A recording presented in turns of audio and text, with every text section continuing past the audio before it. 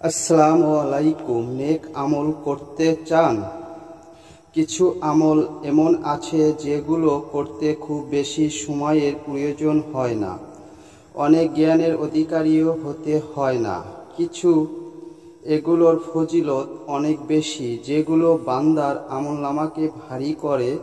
যেমন রাসূল সাল্লাল্লাহু আলাইহি ওয়াসাল্লাম বলেছেন যে লোক আমলের আগে একবার বলে সুবহানাল্লাহিল আজিম।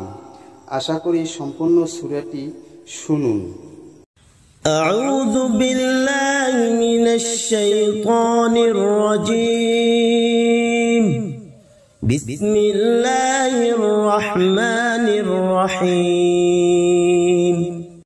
ফাকুলতু ইস্তাগফিরু রাব্বাকুম ইন্নাহু কানা গাফফারা يرسل السماء